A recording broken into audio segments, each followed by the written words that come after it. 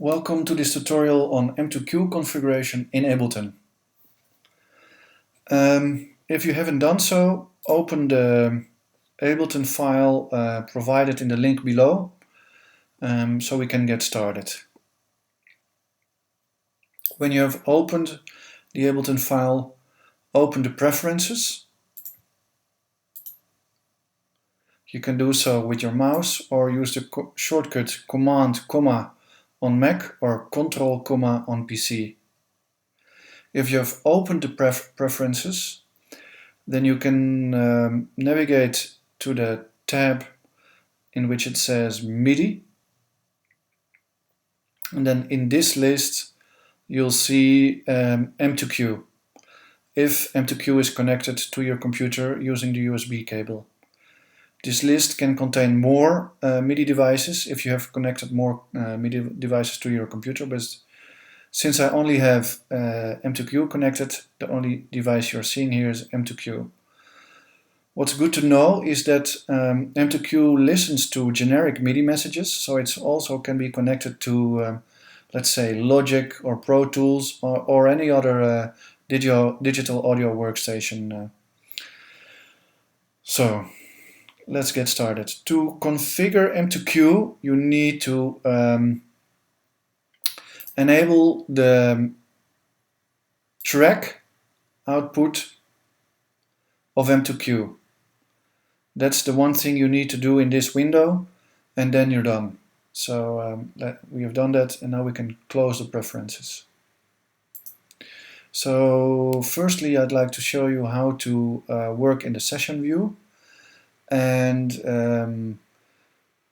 the first thing you need to do in the session view is configure the MIDI output of your MIDI tracks. So this is my first MIDI track, which I've named PB1, which stands for playback 1. And we currently don't see the MIDI I/O options because they are hidden, because this area of the screen is too high. So if we make this lower, you'll see that the I/O options appear here.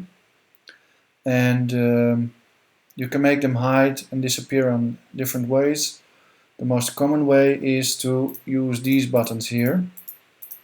So when deactivating all the hide buttons here, or deactivating all the show buttons, it's just how you want to approach this. You get a really clean and uncluttered interface. But for this instance, we need to see the I/O options for MIDI tracks, for your MIDI tracks, and you need to configure the MIDI output of your playback number 1 or MIDI track number 1 and set it to M2Q and set it to channel number 1. When you've opened the tutorial Ableton session which we've provided, you'll see that it's already configured like this, but it's important to know that you need to configure your MIDI track number 1 to set the output to M2Q and then set the output to channel number 1.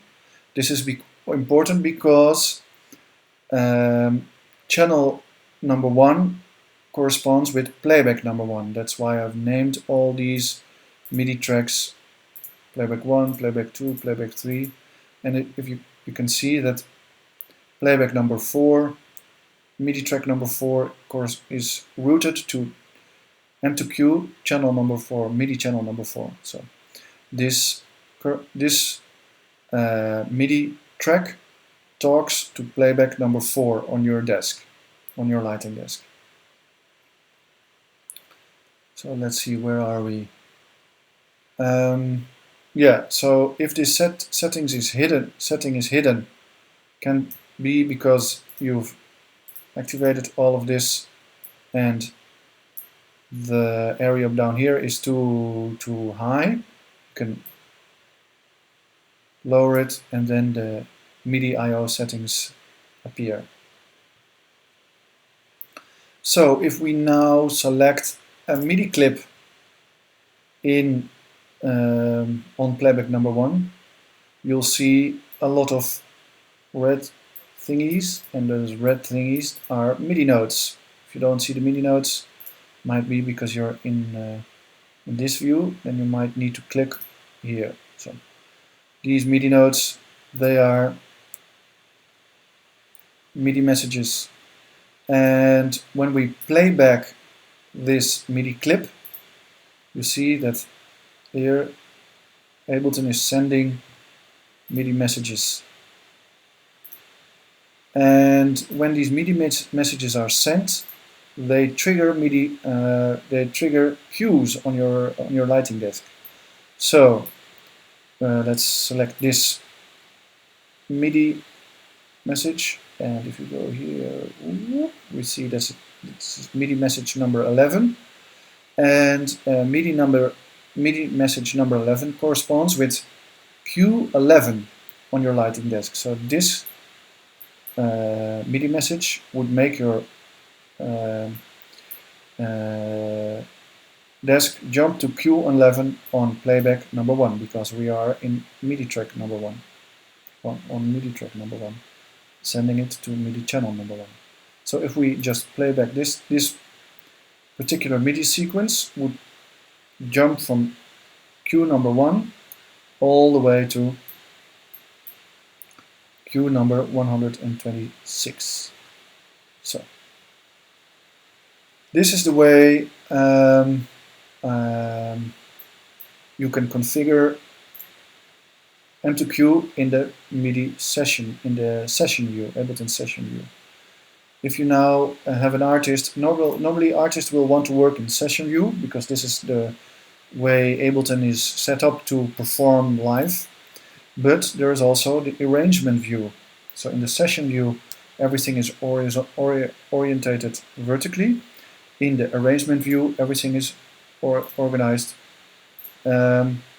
horizontally. So here you will, again, you see the 10 MIDI tracks, and this MIDI track is named playback number 1, and it has output, MIDI output M2Q and MIDI channel number 1.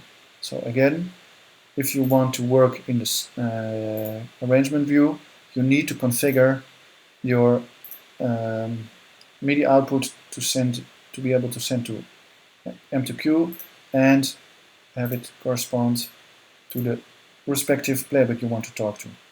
So again, if these options to set the I/O of your MIDI track are hidden, they are hidden because there are these toggle buttons which will reduce clutter in your interface.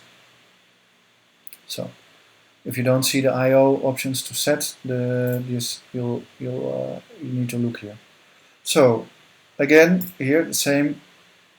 You'll see, if you select the MIDI clip, you'll see MIDI notes, and it works the same way. MIDI note number, what's this? 55 will make your desk jump to Q number 55 on playback number 1. And same counts for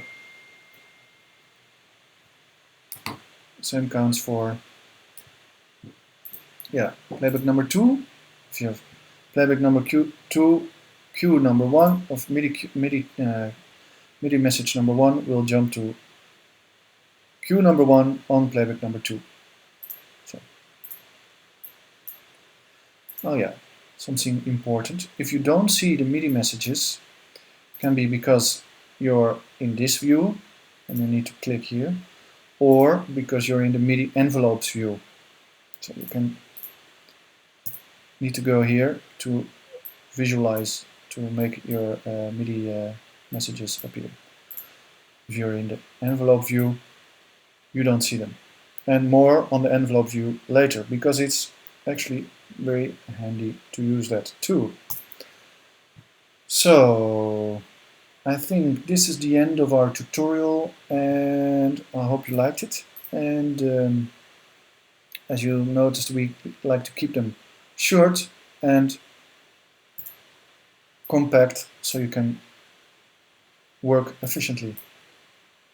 Until the next tutorial. Bye!